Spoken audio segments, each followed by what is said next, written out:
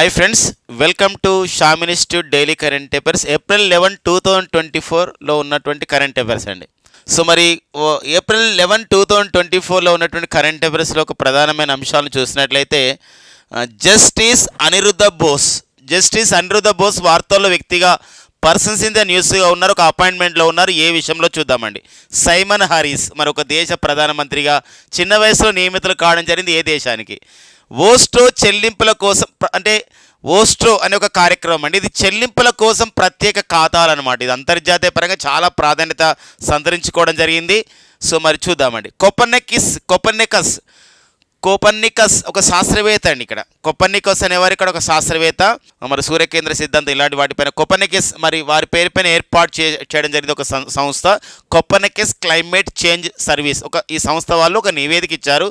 ఈ మధ్య మరి ఒక పారిశ్రామికవేత్త, ఒక సంబంధించినటువంటి ఒక సాధారణ వ్యక్తి అసాధారణమైన విజయాలు సాధించారు.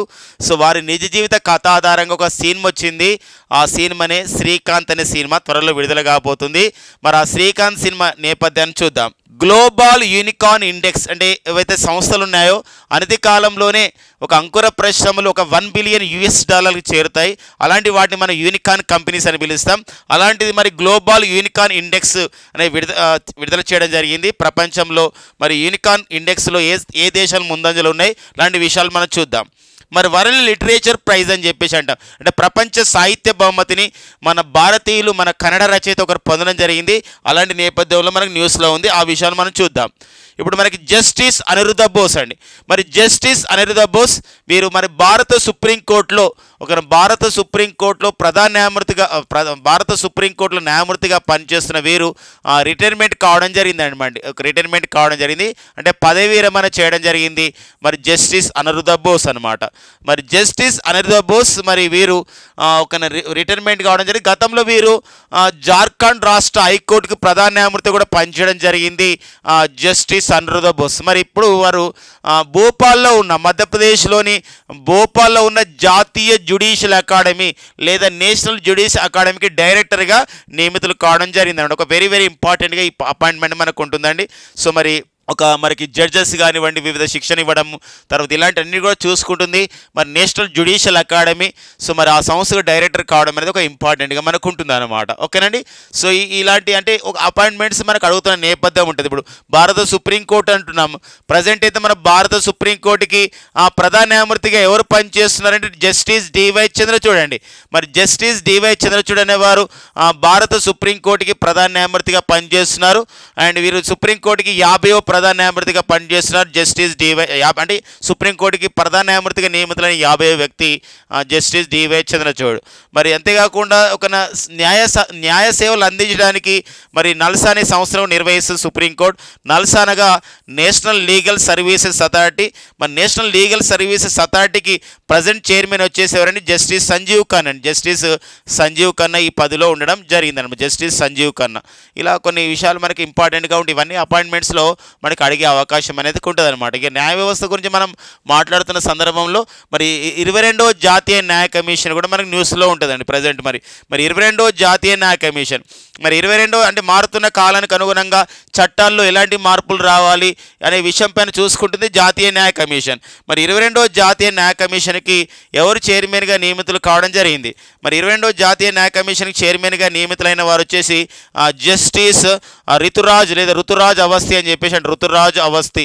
సో జస్టిస్ ఋతురాజ్ అవస్థి అనేవారు 22వ జాతీయ న్యాయ కమిషన్ చైర్మన్గా ఉండడం జరిగింది. ఎందుకోసం అంటే ఈసారి మనకి చాలా ఇంపార్టెంట్గా మనకు ఉంటుంది న్యాయ వ్యవస్థ పైన. ఎందుకోసం కొన్ని చట్టాలను కూడా మార్చడం జరిగింది. కొన్ని క్రిమినల్ చట్టాలు ఉంటాం. క్రిమినల్ చట్టాలు ఇక్కడ ఐపీసీ, ఇండియన్ పీనల్ కోడ్ కానివ్వండి, లేదా క్రిమినల్ ప్రొసీజర్ కోడ్ లేదా code of the criminal procedure అంటాం, ఇండియన్ ఎవిడెన్స్ యాక్ట్ అంటున్నాం. అందులో కొన్ని సెక్షన్లు మార్పు చేయడం జరిగింది.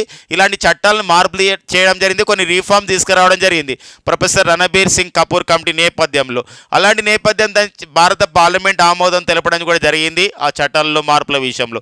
ఇవన్నీ కూడా జూలై 1న అమల్లోకి రాబోతున్నాయి అన్నమాట. జూలై 1, 2024 కొత్త చట్టాలు రాబోతున్నాయి అనమాట. ఐపీసీ ఇండియన్ పీనల్ కోడ్ స్థానంలో ఇప్పుడు భారతీయ న్యాయ సంహిత అని రాబోతుందండి. And code of the criminal procedure స్థానంలో భారతీయ నాగరిక సురక్ష సంహిత అని రాబోతుంది మై డియర్ ఫ్రెండ్స్.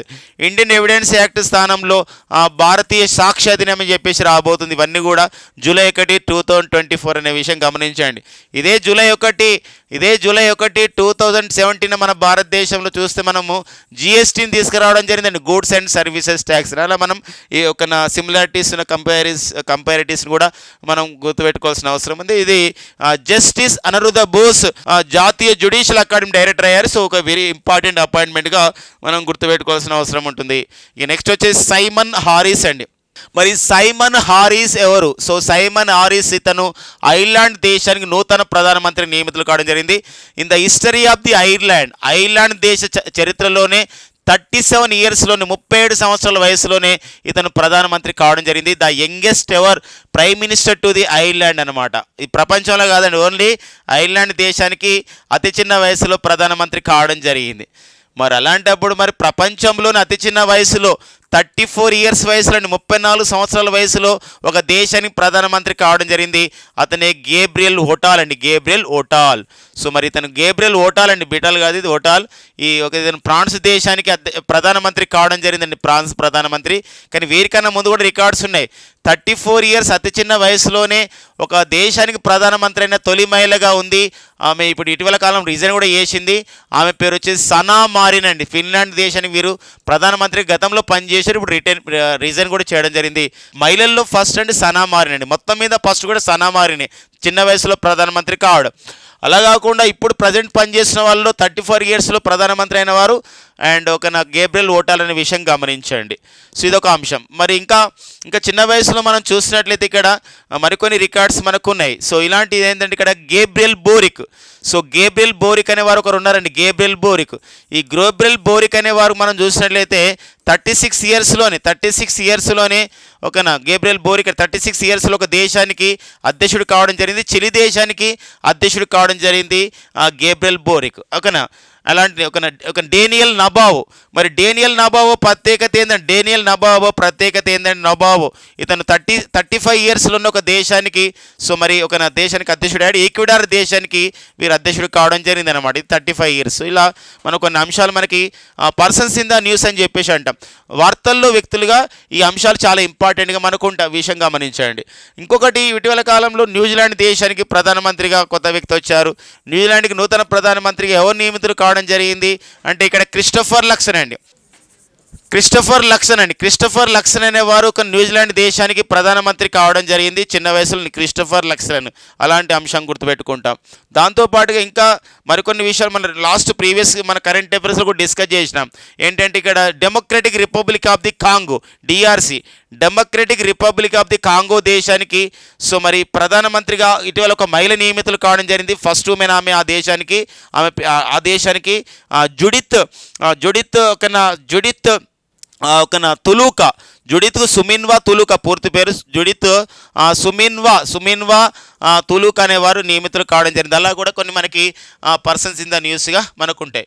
మరి ఐర్లాండ్ అంటున్నాను చెప్పేసి దాని రాజధాని వచ్చేసి డబ్లిన్. అంటే మరి సైమన్ హారిస్ ఎవరి ప్లేస్లో ఐర్లాండ్కి నూతన ప్రధానమంత్రి కావడం జరిగిందని లియో వరాద్కర్ ఇతను భారత సంతతి వ్యక్తి లియో వరాద్కర్. మరి అక్కడ 7 సంవత్సరాల పాటు కూడా ప్రధానమంత్రిగా పనిచేశాడు Leo Varadkar. So Leo Varadkar స్థానంలో భారత సంతతి వ్యక్తి లియో వరాద్కర్ స్థానంలో ఐర్లాండ్కి నూతన ప్రధానమంత్రిగా ఎవరు నియమితులు కావడం జరిగింది అన్నప్పుడు సైమన్ హారిస్ అని చెప్పేసి గుర్తుపెట్టుకోండి. సో మరి ఐర్లాండ్ అంటే మనకు గుర్తుకొచ్చేది ఒక హిస్టారికల్ అంశం ఉంటుంది, చారిత్రక నేపథ్యంలో. అనిబి సెంట్ అనే మహిళ మన భారత జాతీయ కాంగ్రెస్కి అధ్యక్షురాలిగా పనిచేసిన తొలి మహిళ మనకి అనిబి సెంట్ 1917లో. అలాగా కూడా మన భారత జాతీయ కాంగ్రెస్కి తొలి భారతీయ మహిళ అధ్యక్షురాలుగా పనిచేసిన వారంటే మనకి సరోజిని నాయుడు వస్తారు. సో అలాంటి సంబంధించిన పాయింట్స్ కూడా మనం గుర్తుపెట్టుకోవచ్చు అనమాట. ఇక నెక్స్ట్ కరెంట్ అఫైర్స్ అంటే ఇక్కడ ఓస్ట్రో అని చెప్పేసి అంటే మన ఓస్ట్రో ఏంటండి, వాట్ ఈజ్ ఓస్ట్రో అంటే ఏంటంటే ఇది ఒక అకౌంట్స్ అనమాట. ఎవరిస్తారు ఈ అకౌంట్స్ అంటే రిజర్వ్ బ్యాంక్ ఆఫ్ ఇండియా ఇస్తుంది. ఎవరికి ఇస్తుంది అంటే ఇది దేశాలు అంటే వ్యాపార లావాదేవీల కోసం ఇతర దేశాల వాళ్ళు రూపాయల్లో చెల్లింపులు జరపడానికి వీలుగా ఇచ్చే ఒక అకౌంట్స్ని మనం ఓస్ట్రో అకౌంట్స్ అని చెప్పేసి అంటాం. ఇంతవరకు ఆర్బీఐ 22 దేశాల వాళ్ళకి బ్యాంకులకు ఇలాంటి అనుమతి ఇవ్వడం జరిగింది. ఎందుకోసం అంటే మన రూపాయిని బలపడే అంశాన్ని ఆ విధంగా ఈ ఆర్బీఐ ఏం చేస్తుందంటే కొంచెం దాన్ని పుషింగ్ చేస్తుంది అన్నమాట. అంటే మనం ప్రపంచంలో ఈ వ్యాపారం మనం చూసినట్లయితే ఎక్కువగా మనకి అమెరికా డాలర్ కానివ్వండి లేదా బ్రిటన్ పౌండ్ పైన కానీ ఎక్కువ జరిగేది ఒకప్పుడు. ఇప్పుడైతే అమెరికా డాలర్లో జరుగుతుంది. దాంతోపాటుగా మనకి కోవిడ్ నేపథ్యంలో జరుగుతున్నటువంటి వ్యాపార వాణిజ్యం కానివ్వండి, సో మనం యూపీఐ అకౌంట్స్ని ఆ విధంగా మనము యూనిఫైడ్ పేమెంట్ ఇంటర్ఫేస్ లాంటి సమాజ వ్యవస్థలను తయారు చేసుకోవడం, ఇలాంటి నేపథ్యంలో భారతదేశం వివిధ దేశాలతో అండ్ ఒక డాలర్ సంబంధించినటువంటి కరెన్సీ అంటే డాలర్లో చెల్లింపులు ఆ విధంగా చేసుకోకుండా మన రూపాయితో చెల్లింపులు చేసుకునే విధంగా ఎంకరేజ్ చేయడానికి, ప్రమోట్ చేయడానికి, పుషింగ్ చేయడానికి ఆర్బీఐ ఓస్టో అనే ఒక కార్యక్రమం ద్వారా ఓస్టో చెల్లింపుల కోసం ఒక ప్రత్యేక ఖాతాలు ఇస్తుంది ఈ రిజర్వ్ బ్యాంక్ ఆఫ్ ఇండియా. ఇప్పుడు 22 దేశాలకు ఇచ్చిందని చెప్పేసి ఒక ఇన్ఫర్మేషన్ అనమాట. ఫస్ట్ ఇలాంటి సంబంధించింది ఏంటంటే భారతదేశం ఇరాన్ దేశాల మధ్య ఇలాంటి జరిగింది. అంటే భారతదేశం ఇరాన్ దేశాల మధ్య వ్యాపార లావాదేవీల్లో రూపాయితో లావాదేవీలు జరుగుతున్న సందర్భం ఉందన్నమాట. ఈ తర్వాత బ్రిక్స్ దేశాల వాళ్ళు కూడా తమ సొంత కరెన్సీ ద్వారానే మన యొక్క స్థానిక కరెన్సీ ద్వారానే వ్యాపార లావాదేవీలు జరపాలని గతంలోనే భావించడం జరిగింది బ్రిక్స్ దేశాల వాళ్ళు. అలా అంటే అండ్ ఐఎంఎఫ్ కూడా ఇంటర్నేషనల్ మానిటరీ ఫండ్ కూడా ఇలాంటి వాటిని ఎంకరేజ్ చేయాలని చెప్పడం జరిగింది. అంతేకాకుండా ఈ క్రమంలో భాగంగా ఏదైతే నగదు రహిత లావాదేవీల విషయంలో మనం 2016లో మన national payment corporation of India వాళ్ళు ఏం చేయడం జరిగిందంటే యూపీఐ సిస్టమ్ తీసుకొచ్చారు, యూనిఫైడ్ పేమెంట్ ఇంటర్ఫేస్. ఇలాంటి నేపథ్యంలో 2023 ఫిబ్రవరి 1 ఒక చారిత్రక మలుపు తిరిగింది. సో ఏంటి ఆ చారిత్రక మలుపు అని చెప్పేసి అంటే భారతదేశం చెందిన యూపీఐ అండ్ సింగపూర్ దేశం చెందినటువంటి పేనౌ, సో ఈ రెండింటి మధ్య ఒక అవగాహన ఒప్పందం జరిగింది. అంటే ఈ రెండు దేశాల మధ్య అంటే మన భారత UPI and Singapore pay now transactions అనేది నగదు రహిత లావాదేవీలు ఈ రెండింటి మధ్య జరుపుకోవచ్చు భారత్ సింగపూర్ మధ్యని భారత్ సింగపూర్ దేశాలు అలా నిర్ణయించిన నేపథ్యం అన్నమాట. ఇలాంటి క్రమంలో మన భారతదేశం యొక్క మన రూపాయి యొక్క కరెన్సీ యొక్క వాల్యూ అనేది పెరగాలి, దీనికి సంబంధించిన డిమాండ్ పెంచాలి, రూపాయి ప్రపంచంలో చాలా దేశాలు వినియోగించుకునే విధంగా ఉండాలని చెప్పేసి ఆ నేపథ్యంలో ఇప్పుడు మన భారతదేశం యూపీఐ ట్రాన్సాక్షన్స్ నగదు రహిత లావాదేవీలు సుమారు 40కి పైగా దేశాల్లో మనం యూజ్ చేసుకున్న నేపథ్యం. మనం రీసెంట్గా మనం డిస్కస్ చేసినాం మన యూపీఐ సిస్టాన్ని. ఫస్ట్ టైం ఫ్రాన్స్ అంటే ఐరోపా కంట్రీ ఫ్రాన్స్ కూడా ఇటీవల కాలంలో మన యూపీఐ సిస్టాన్ని యాక్సెప్ట్ చేసుకోవడం జరిగింది. ఫ్రాన్స్ ప్యారిస్లో ఉన్న ఈఫిల్ టవర్ దగ్గర కూడా ఆ యూపీఐ సిస్టమ్ యాక్సెప్ట్ చేస్తున్న సంబంధించినటువంటి ఫస్ట్ అంశంగా మనం గతంలో డిస్కస్ చేసాం. మొత్తం మీదకి ఇంపార్టెన్స్ ఏంటంటే ఓస్టో అనేది ఏంది అంటే చెల్లింపుల కోసం ప్రత్యేక ఖాతాలు అనమాట. దేశాల మధ్య వాణిజ్యం అవుతున్నప్పుడు అమెరికా డాలర్లు కానివ్వండి, పౌండ్లో కానీ వేరే కరెన్సీ కాదు, మన యొక్క లోకల్ కరెన్సీలు ట్రాన్సాక్షన్ చేసుకునే విధంగా మనం ప్రోత్సహించడం ద్వారా ఏమైతే మన కరెన్సీ బలపడుతుంది అని చెప్పి దీనికి ఒక ప్రధానమైన అంశంతో ఈ ఒక ఆర్టికల్ అనేది మనకు ఒక న్యూస్ పేపర్ రావడం జరిగింది. సో అది మనం డిస్కస్ చేసుకోవడం జరిగింది. నెక్స్ట్ వచ్చేసి మరి కోపర్నికస్ క్లైమేట్ చేంజ్ సర్వీస్ నివేదిక ఏం చెప్తుందంటే మార్చి 2024లో ప్రపంచ సరాసరి ఉష్ణోగ్రత 14.4 డిగ్రీల సెల్సియస్ అండి. అంటే చూడండి, పారిశ్రామిక కన్నా ముందు అంటే ఇండస్ట్రియలైజేషన్ ఎప్పుడైతే మనకు దీనికన్నా ముందు అంటే 1850-1900 మధ్యలో పారిశ్రామిక కన్నా ముందు కాలంతో నాటితో పోలిస్తే ఇది 1.68 డిగ్రీల సెల్సియస్ ఉష్ణోగ్రత అధికం. ఇది మనకి ఈ సంవత్సరం మార్చి నెలలో మొత్తం మీద ప్రపంచ సరాసరి ఉష్ణోగ్రత చాలా పెరిగింది. మనం ఏదైతే 2015 సంవత్సరంలో ప్యారిస్ ఒప్పందంని మనం పాటిస్తున్నాం, ప్రపంచ దేశాలు చాలా కూడా ప్యారిస్ ఒప్పందాన్ని పాటిస్తున్నాయి. గతంలో అమెరికా వైదొలిగింది, మళ్ళీ చేరింది ప్యారిస్ ఒప్పందం ఉద్దేశం ఏంటంటే పారిశ్రామిక కన్నా ముందున్న ఉష్ణోగ్రతతో పోలిస్తే 1.5 డిగ్రీల ఉష్ణోగ్రతను తగ్గించాలి, 1.5 డిగ్రీ సెల్సియస్ ఉష్ణోగ్రత తగ్గించాలి. బట్ ఇక్కడ చూడండి ఏమైంది, అప్పుడే పెరిగిపోయింది అనమాట, దానికన్నా ఎక్కువ పెరిగిపోయింది. కాబట్టి మరిన్ని చర్యలు చేపట్టాలని చెప్పేసి దీని యొక్క ఉద్దేశం అనమాట ఇది. కాబట్టి అడిగే అవకాశం ఉంది. కోపర్నికస్ క్లైమేట్ చేంజ్ సర్వీస్ నివేదిక ప్రకారం మార్చి 2024 సరాసరి ఉష్ణోగ్రత ఎంత ఉంది ప్రపంచంది. సో ఈ యొక్క ఒప్పందం ఏంటి, ఇలాంటి విషయాలు మనం చూసుకోవాల్సిన అవసరం ఉంది. ఒక ఎన్విరాన్మెంట్ పాయింట్ ఆఫ్ వ్యూలో, పర్యావరణ పాయింట్ ఆఫ్ వ్యూలో చాలా ఇంపార్టెంట్గా మనకు ఉంటుంది. ఇక నెక్స్ట్ వచ్చేసి ఇంతను డిస్కస్ చేసుకోవడం జరిగిందండి శ్రీకాంత్. సో మరి శ్రీకాంత్ బొల్లా అండి. సో మీరు ఆంధ్రప్రదేశ్ చెందినవారు శ్రీకాంత్ బొల్లా. వీరు సో అంధుడు, ఒక దివ్యాంగుడు, ఒక అంధుడు. మరి వీరి యొక్క జీవిత ఆధారంగా వీరు ఇట్లా అయినప్పుడు కూడా, దివ్యాంగుడు ఒక నందుడు అయినప్పుడు కూడా తను ఎన్నో మైలురాళ్ళను ఎన్నో మైల్ స్టోన్ని సొంతం చేసుకోవడం జరిగింది. ఒక బొల్లాట్ ఇండస్ట్రీస్ని ఏర్పాటు చేయడం జరిగింది 2012లో. ఈ వెస్ట్ అంటే ఈ యొక్క సంబంధించినటువంటి ఒక ఇండస్ట్రీ అండి, ఎంత కూడా అట్టలు వాటితో తయారు చేసే సంబంధించిన వివిధ బాక్సెస్ లాంటివి అన్నమాట మొత్తం కూడా. అలాంటి ఒక ఇండస్ట్రీస్ బొల్లాట్ ఇండస్ట్రీని తయారు చేయడం జరిగింది, అంటే ఎస్టాబ్లిష్ చేసుకున్నాడు. ఒక గొప్ప పారిశ్రామికవేత్తగా కావడం జరిగింది అన్నమాట. ఎవరైనారు? శ్రీకాంత్ బొల్లా. వారి జీవిత చరిత్ర ఆధారంగా తుషార్ కీరానందని దర్శకత్వంలో రాజ్ కుమార్ రావు యాక్టర్గా అతని పాత్ర పోషించిన అనమాట. ఆ పాత్రతో వచ్చిన సినిమానే శ్రీకాంత్ సినిమా అండి. మనం లాస్ట్ ప్రీవియస్ క్లాస్లో డిస్కస్ చేసినాం. మన ఏప్రిల్ 10 కరెంట్ అఫైర్స్లో కూడా ఈక్వన్ అనే సినిమా వచ్చింది. మనకి జమ్మూ కాశ్మీర్లో ఒక లాన్స్ నాయక్ వీరమరణం పొందినటువంటి లాన్స్ నాయక్ జీవిత చరిత్ర, అశోక చక్ర అవార్డును మరణానంతరం పొందిన కాశ్మీర్ వ్యక్తి యొక్క జీవిత కథ అలాంటిది అనమాట. ఇది కూడా అలాంటి ఒక స్ఫూర్తి అనమాట. కానీ ఇక్కడ ఒక అంధుడు ఎలా, ఒక దివ్యాంగుడు ఎలా ఒక సంబంధించినటువంటి ఇండస్ట్రియలిస్ట్గా మారాడు అని చెప్పేసి కథ అనమాట.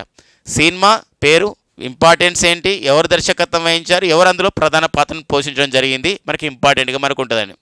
మరి రాజ్ కుమార్ రావు గతంలో వారు ఎన్నో పేరొందిన సినిమాలు తీయడం జరిగింది. న్యూటన్ ఛత్తీస్గఢ్లో ఎన్నికల నేపథ్యంలో లాస్ట్ మనకు 2018లో వచ్చిన ఒక సినిమా ఉందండి, న్యూటన్ సినిమా. మరి ఈ న్యూటన్ సినిమాలో నటించాడు రాజ్ కుమార్ రావు గారు. మరి అక్కడ ఎన్నికల నిర్వహణలో ఎదుర్కొన్న విషయాలని ఆ విధంగా కళ్ళ కట్టినట్టు చూపించడం జరిగింది. అంతేకాదు ఇప్పుడు ఛత్తీస్గఢ్లో మొన్న రీసెంట్గా శాసనసభ ఎన్నికలు జరిగినప్పుడు ఛత్తీస్గఢ్ రాష్ట్రానికి సంబంధించిన విషయంలో ఎన్నికల అంటే యూత్ ఐకాన్గా కూడా ఒక ఐకాన్ ఆఫ్ ది ఒక ఎలక్షన్ కమిషన్ కూడా వారు పనిచేయడం జరిగింది. ఎవరైనా వారు మనకు ఒక రాజ్ కుమార్ రావు. ప్రజెంట్ అయితే మన నేషనల్ యూత్ ఐకాన్గా సో మరి చాలామంది నియమితులైన, అందులో ఈ మధ్యలో శీతల్ దేవ్ కూడా నియమితులు కావడం జరిగింది, పారా ఆర్చర్. ఓకేనండి, నెక్స్ట్ చూద్దాం. ఇక గ్లోబల్ యూనికార్న్ ఇండెక్స్ 2024 అండి. సో ఏంటండి యూనికార్న్ అనే సంస్థ ఏంటి? ఇక్కడ యూనికార్న్ అనే సంస్థ అంటే ఒక స్టార్టప్ సంస్థ ఏర్పాటు చేయబడి ఒక మార్కెట్ క్యాపిటలైజేషన్ $1 బిలియన్ యూఎస్ డాలర్కి చేరింది అనుకోండి. $1 బిలియన్ అండి. అప్పుడు దాన్ని మనం యూనికార్న్ కంపెనీ అంటాం. హురన్ అనే ఇన్స్టిట్యూట్ వాళ్ళు ఏం చేశారంటే ప్రపంచంలో యూనికార్న్ సంస్థలు ఎన్ని ఉన్నాయి. ఇప్పుడు మన దగ్గర చూడండి, జొమాటో అనేది కూడా ఒక యూనికార్న్ సంస్థ అండి. స్విగ్గీ ఇవన్నీ కూడా యూనికార్న్ సంస్థలుగా మనకు ఉన్నాయి. మన భారతదేశంలో యూనికార్న్ సంస్థలు వచ్చే 67, గతంలో 68 ఉండేది, ఒకటి తన ఉనికిని కోల్పోయింది పేటీఎం లాంటి సంస్థ. కాబట్టి ఇక్కడ సో ఇండియాలో మనకి ఇప్పుడు 67 మాత్రమే ఉన్నాయి యూనికార్న్ సంస్థలు. మరి ప్రపంచంలో యూనికార్న్ సంస్థల జాబితాలో మొదటి 5 స్థానాల్లో నిలిచినవి ఏవి అని చెప్పేసి అన్నప్పుడు ఇక్కడ ఫ్రెండ్స్ గమనించండి, ఇక్కడ అమెరికా 703 ఒక యూనికార్న్ సంస్థలతో మొదటి స్థానం ఉంది అమెరికా. చైనా 340 యూనికార్న్ సంస్థలు 2వ స్థానం. ఇండియా 3వ స్థానం ఉంది, భారత్ 3వ స్థానం అండి. సో లాస్ట్ 3 ఇయర్స్ నుంచి ఇలానే ఉంటుంది. అండ్ యూకే వచ్చేసి యునైటెడ్ కింగ్డమ్ 53 యూనికార్న్ కంపెనీలతో 4వ స్థానం. జర్మనీ 36వ స్థానం ఉందండి. అంటే జర్మనీ 36 యూనికార్న్ కంపెనీలతో ఒక 8వ స్థానం, క్షమించండి 5వ స్థానంలో నిలిచింది. మరొకసారి చెప్పుకుందాం. గ్లోబల్ యూనికార్న్ ఇండెక్స్ 2024లో యూనియన్ ఇన్స్టిట్యూట్ విడుదల చేసినటువంటి నివేదికలో మొదటి 5 స్థానాల్లో నిలిచినవి ఏదంటే అమెరికా మొదటి స్థానం, చైనా 2వ స్థానం, ఇండియా 3వ స్థానం, యూకే 4వ స్థానం, జర్మనీ 5వ స్థానం ఉంది. సో ఆయా కంపెనీలు ఎన్నున్నాయి మనం ఇవ్వడం జరిగింది. ఇంకొక విషయం ఉంది, మరి ప్రపంచంలో ఈ గ్లోబల్ యూనికార్న్ ఇండెక్స్ 2024 విషయంలో ప్రపంచంలో మనం చూసినట్లయితే ఎక్కువగా యూనికార్న్ కంపెనీలు ఏ నగరంలో ఉన్నాయి అంటే which city stood the first place in the highest number of the unicorn companies అంటే దట్ ఈస్ శాన్ ఫ్రాన్సిస్కో. అంటే అమెరికాలోని శాన్ ఫ్రాన్సిస్కో నగరం అండి. అట్లా 190 సంస్థలు యూనికార్న్ సంస్థలు ఉన్నాయి అన్నమాట. దట్ ఈస్ కాల్డ్ ఎలా recognition that San Francisco of America recognised as a world unicorn capital అని చెప్పి డిస్కస్ చేసినాం. అట్లా మనం చేసుకోవచ్చు. And in our India Swiggy కానివ్వండి, Dream11 కానివ్వండి, ఫ్రేజర్ పే కానివ్వండి, ఇవన్నీ కూడా యూనికార్న్ కంపెనీలో ప్రముఖమైన కంపెనీలు చెప్పొచ్చు. అండ్ మన ఇండియాలో ఎక్కువగా యూనికార్న్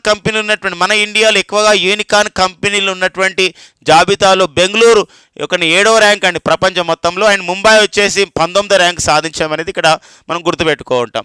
సో అది ఒక ఇంపార్టెంట్. మన దేశంలో ఎక్కువగా యూనికార్న్ కంపెనీ వాల్యూ ఉన్నటువంటి కంపెనీలు ఏవి, ఎక్కువ మార్కెట్ క్యాపిటలైజేషన్. జనరల్గా యూనికార్న్ కంపెనీ అంటే $1 బిలియన్ అండి. $1 బిలియన్ ఉంటుంది ఆ యూనికార్న్ కంపెనీ అంటాం.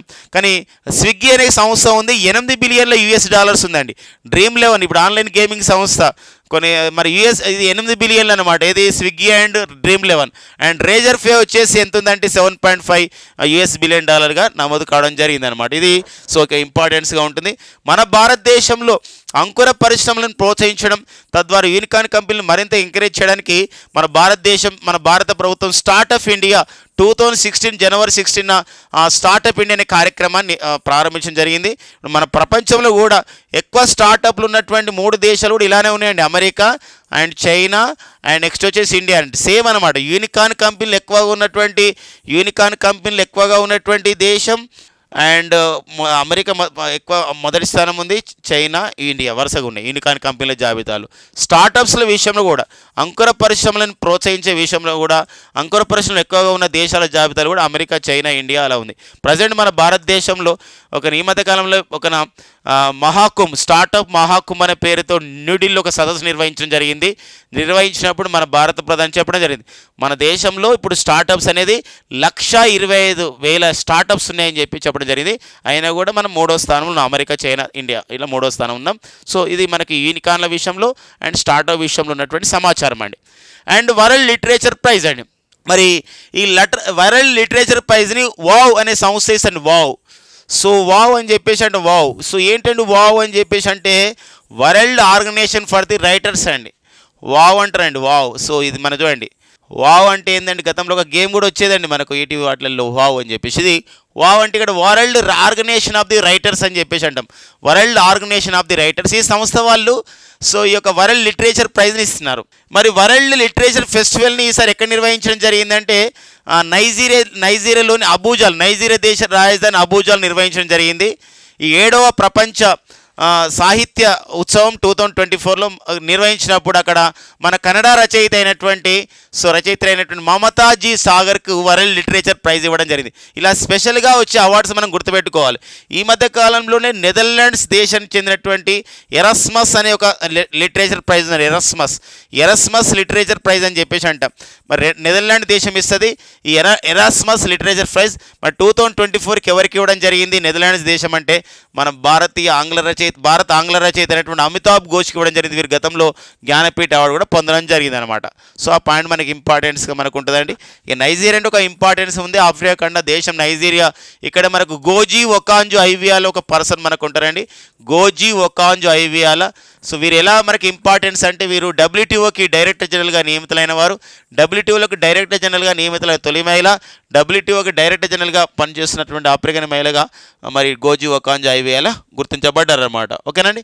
ఇక నెక్స్ట్ వచ్చేసి మనకి అమెరికాలోని కొలరాడోలో ఇచ్చే ఒక అమెరికాలోని కొలరాడోలో విశ్వవిద్యాలయం ఉంటుంది. అమెరికాలో కొలరాడోలో ఒక అవార్డు ఉంటుందండి. అది మనకి కొలరాడో ప్రభుత్వం వాళ్ళు అవార్డు ఇస్తారు. అది ఏంటంటే ఇది నాసా వాళ్ళు అమెరికా అంతరిక్ష పరిశోధన సంస్థ నాసా 1958లో ఏర్పాటు చేయబడే సంస్థ. నేషనల్ ఏరోనాటిక్స్ స్పేస్ అడ్మినిస్ట్రేషన్ అంటామన్నమాట. నేషనల్ ఏరోనాటిక్స్ స్పేస్ అడ్మినిస్ట్రేషన్ అండి, నేషనల్ ఏరోనాటిక్స్ స్పేస్ అడ్మినిస్ట్రేషన్. మరి ఈ సంస్థ చేత నేషనల్ ఏరోనాటిక్స్ స్పేస్ అడ్మినిస్ట్రేషన్ వాళ్ళు ఏం చేస్తారంటే ఈ యొక్క అవార్డు ఇస్తారు ఎవరైతే అంతరిక్ష రంగంలో కృషి చేసిన వారు. సో గతంలో ఎవరైతే మనకి జాక్ స్విగ్గెట్ అనే వ్యక్తి ఉన్నారో వీరు ఒక శాస్త్రవేత్త అనమాట. వీరు నాసాలో పనిచేశారు. వారు చేసిన గుర్తుగా నాసా వాళ్ళు జాక్ స్విగ్గెట్ జూనియర్ అనే ఒక అవార్డుని ప్రారంభించడం జరిగింది. ఈ అవార్డును 2024 సంవత్సరానికి Jack Swigert junior award for space exploration అంటే ఇక్కడ స్పేస్ పైన ఎక్స్ప్లోర్ చేసినందుకు, అధ్యయనం చేసినందుకు 2024కి అవార్డుకి ఎవరికి ఇవ్వడం జరిగిందంటే చంద్రయాన్ టీమ్కి. ఎవరైతే చంద్రయాన్ 3లో కార్యక్రమంలో నిమగ్నమై ఉన్నారో వాళ్ళందరూ కూడా అవార్డు అనేది ఇవ్వడం జరిగింది. అక్కడ ఉన్నటువంటి అక్కడ కొలరాడోలో ప్రాంతంలో అమెరికాలో ఉన్నటువంటి మన భారత ప్రతినిధిని అవార్డు అందుకోవడం జరిగింది. సో వెరీ వెరీ ఇంపార్టెంట్గా మనకు ఉంటుందండి. ఎందుకోసం అంటే చంద్రయాన్ 3 సక్సెస్ అనేది మన భారత యొక్క అంతరిక్ష రంగాన్ని మరో మైలురాయిని 1 more మైల్ స్టోన్ని మనం రీచ్ చేయడం జరిగిన విషయం మనందరూ కూడా తెలుసు. మరి చంద్రయాన్ 3 అండి. మరి చంద్రయాన్ 3 సో ఫ్రెండ్స్ గమనించండి, మన చంద్రయాన్ 3 ద్వారా విక్రమ్ అనే ల్యాండర్ని అండ్ నెక్స్ట్ వచ్చేసి ప్రజ్ఞాన్ రోవర్ని కూడా ఎవరు చేయలేని విధంగా మనకి చంద్రుడి యొక్క దక్షిణ ధృవాన్ని చేర్చడం జరిగింది. ఆగస్టు 23, 2023న. సో ఆ పాయింట్ని మనకు శివశక్తి అనే ఒక పాయింట్గా నామకరణం చేస్తే ఇంటర్నేషనల్ ఆస్ట్రానామికల్ యూనియన్ ఫ్రాన్స్ రాజధాని ప్యారిస్లో ఉన్న ఇంటర్నేషనల్ ఆస్ట్రానామికల్ యూనియన్ కూడా అధికారికంగా దాన్ని ధృవీకరించడం జరిగిందనమాట.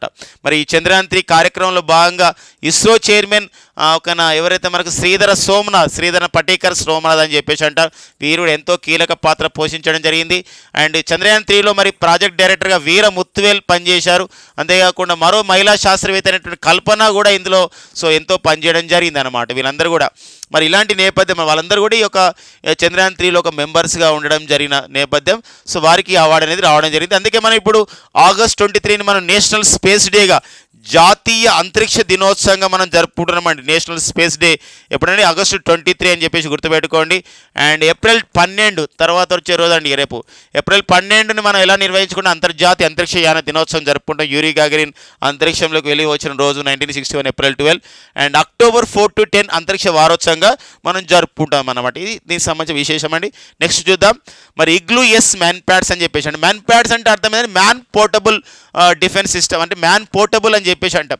అంటే మనిషి ఒక సైనికుడు తీసుకెళ్లే విధంగా ఉన్నటువంటి పరికరాలని మనం మ్యాన్ ప్యాడ్స్ అని చెప్పేసి అంటాం. ఇప్పుడు రష్యా నుండి మన భారత్ ఇగ్లూ ఎస్ అనే పేరుతో ఒక 24 ఇగ్లూ ఎస్ అని చెప్పేసి ఒక వాటిని ఇలాంటి వాటి అనమాట. చూడండి ఇక్కడ మనకు ఇలాంటి చిన్న చిన్న రాకెట్స్ అనమాట, ఇలాంటి ఒక మిజైల్స్, నథింగ్ బట్ ఇవన్నీ కూడా తీసుకురావడం జరుగుతుంది. సో మరి ఇది ఇండియన్ ఆర్మీకి ఉపయోగపడే విధంగా తీసుకురావడం జరుగుతుంది. ఇది మనకి ఇది ఏంటంటే తక్కువ దూరంలో ఉన్న వాటిని మనకి ఏంటంటే లక్ష్యాలను ఛేదించే విధంగా మనకు ఉంటాయి. కాబట్టి భారత్ నుండి వివిధ డిఫెన్స్ ఎక్విప్మెంట్స్ని, రక్షణ పరికరాలను వివిధ దేశాల నుండి మనం తీసుకొస్తే ఏమవుతుందంటే అవి అడుగుతున్న నేపథ్యం మనకు ఉంటుంది అనమాట. ఇప్పుడు ఈ మధ్య కాలంలో మన భారతదేశం ఇప్పుడు అపాచీ హెలికాప్టర్స్ని ఎక్కడి నుంచి తీసుకొచ్చుకున్నామని చెప్పేసి అంటే అపాచీ లేదా MH-60R రోమియో అని చెప్పేసి అంటాం. ఈ హెలికాప్టర్లను మన భారత్ ఎక్కడి నుంచి తీసుకొచ్చింది, అమెరికా నుండి తీసుకురావడం జరిగింది. చినుక్ హెలికాప్టర్ నుండి అమెరికా నుండి తీసుకురావడం జరిగింది. మిగి యుద్ధ విమానం నేను కూడా రష్యా నుండి తీసుకురావడం జరిగింది. అలా కాకుండా ఇప్పుడు మిరాజ్ 2000 రకపు యుద్ధ విమానాలు ఉన్నాయి, అవి మనం ఎక్కడి నుండి తీసుకొచ్చుకున్నామంటే ఫ్రాన్స్ దేశం నుండి తీసుకురావడం జరిగింది. ఇలా అడుగుతున్న నేపథ్యంలో ఇగ్లూ ఎస్ అనే ఈ మ్యాన్ ప్యాడ్స్ని ఎక్కడి నుండి తీసుకురావడం జరిగింది, భారత సైన్యానికి అవసరం గురించి మనం రష్యా నుండి తీసుకురావడం జరిగింది. 24 తీసుకొచ్చిన విషయాన్ని మనం గుర్తుపెట్టుకోవాల్సిన అవసరం మనకు ఉంటుందండి. నెక్స్ట్ కరెంట్ పేపర్ చూద్దాం. ఏంటంటే ఇక్కడ వార్తల్లో వ్యక్తులుగా ఉన్నారు.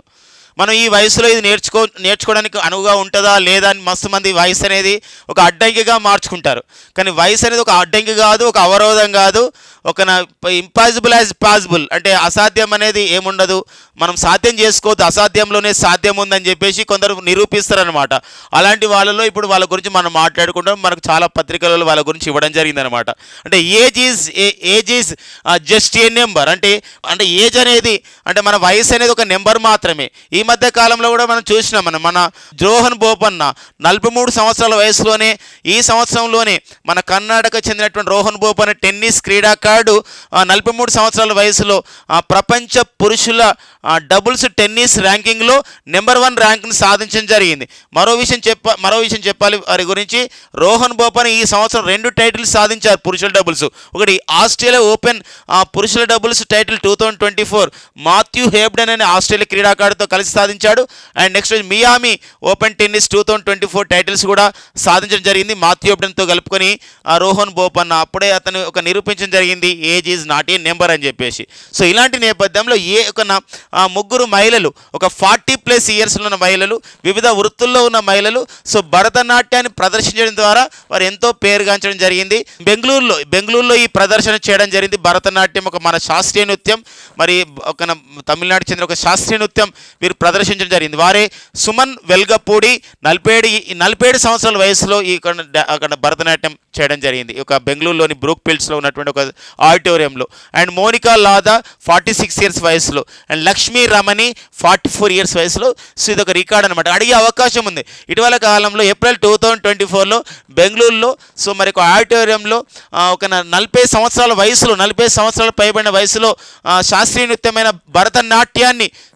నృత్యమైనటువంటి భరతనాట్యాన్ని ఆ విధంగా వాళ్ళు చేసి ఒక రికార్డు సృష్టించడం జరిగింది అని చెప్పేసి అంటే వాళ్ళని గుర్తించడం అంటే సుమన్ వెల్గపూడి, మోనికా లాదా, లక్ష్మీ రమణ్ అండి. ఇలాంటి క్వశ్చన్స్ మనకు వచ్చే అవకాశం ఉంటుంది. ఇలాంటిది గతంలో 2016లో జరిగినటువంటి ఒక అంశం ఆధారంగా మీకు చెప్పాలి. అప్పుడు 2016లో మన హైదరాబాద్లో సో ఇక్కడ అవని చతుర్వేది అండి ఒకనా భావనా సింగ్ అండి మోహనాకాంత్ అండి మోహనా సింగ్ అండి. ఇక చాలా లేదు కదా మోహనా సింగ్, బట్ వాళ్ళు ఏదైనా న్యూస్లో ఉందండి మోహనా సింగ్ భావనాకాంత్. వీళ్ళందరూ కూడా ఇప్పుడు రికార్డ్స్ ఉన్నాయన్నమాట. ఏంటంటే ఫస్ట్ టైం అనమాట భారత వైమానిక దళంలో ఇండియన్ ఎయిర్ ఫోర్స్లో యుద్ధ విమాన పైలట్లుగా నియమితులైన తొలి మహిళలుగా ఇటీవల రికార్డ్స్ వచ్చిన వారు ఎవరు అని చెప్పేసి ముగ్గురిని అడగడం జరిగింది. ముగ్గురు ఎవరండి? అవని చతుర్వేది, మోహనా సింగ్, భావనాకాంత్. తదనంతరం వీరు ఎన్నో రికార్డ్స్ సాధించడం జరిగింది. అవని చతుర్వేది అయితే మన భారతదేశం కాకుండా వేరే దేశంలో జపాన్కి వెళ్ళి అక్కడ వీర్ గార్డెన్ అనే ఒక వైమానిక విన్యాసాలలో సుఖోయ్ యుద్ధ విమానాన్ని విదేశీ గడ్డపై నడిపినటువంటి తొలి భారతీయ మహిళగా రికార్డు ఉంది. అంటే ఒక రికార్డ్స్ మనకు వచ్చినప్పుడు మనకు ఖచ్చితంగా అడుగుతున్న నేపథ్యం ఉంటుంది. మహిళల ప్రాధాన్యత పైన సాధించిన విజయాలపైన మనకు ఖచ్చితంగా ఉంటుంది. కాబట్టి ఇక్కడ ఒక ఆర్టికల్ని మనకి మన దినపత్రికలు వచ్చినప్పుడు మనం ఇలా ఎగ్జామ్కి ఓరియంటెడ్గా మలుచుకోవడం జరిగింది అనమాట. ఒక స్ఫూర్తిదాయకంగా మన ప్రిపరేషన్లో నిలవడానికి. ఇక నెక్స్ట్ వచ్చేసి మనకి మరొక వ్యక్తి మనకు న్యూస్లో ఉండడం జరిగిందండి. అఖిల భారత హిందూ సభ అనే ఒక పార్టీకి చెందినవారు మహామండలేశ్వర హీమాంగి సకీమా అండి. సో గుర్తుపెట్టుకుని పేరు మహామండలేశ్వర్ హీమాంగి సకీమా. ఏంటి వీరి ప్రత్యేకత ఏంటంటే వీరు ఇప్పుడు ఉత్తరప్రదేశ్లోని వారణాసి ఉంది. ఉత్తరప్రదేశ్లోని వారణాసి ప్రత్యేకత ఏంటి? లోకసభ ఎన్నికల పరంగా చూసినట్లయితే భారత ప్రధాని మన నరేంద్ర మోడీ గారు ఇక్కడ ఒక లోకసభ సభ్యుడిగా వీరు పోటీ పడుతున్నారు. ఇది మూడోసారి అనమాట. ఇలాంటి నేపథ్యంలో ఈ 18 లోకసభ నేపథ్యంలోనే వారణాసిలో మరి నరేంద్ర మోడీ గారు పోటీ పడుతున్న వారణాసిలో ఒక ట్రాన్స్జెండర్ అయినటువంటి మహామండలేశ్వర హీమాంగి సకీమా పోటీ పడుతున్నారు. ఇది అఖిల భారత్ హిందూ మహాసభ తరపున వీరు పోటీ పడుతున్నారని చెప్పేసి మనం న్యూస్లో రావడం జరిగింది. అడిగే అంశం అనమాట. ఒక వార్తల వ్యక్తిగా మనం చూసుకోవాల్సిన అవసరం ఉంటుందండి. సో ఫ్రెండ్స్, ఇవ్వండి మనకి ఏప్రిల్ 11, 2024లో ఉన్న ముఖ్యమైన కరెంట్ అఫైర్స్ అండి. Thank you friends.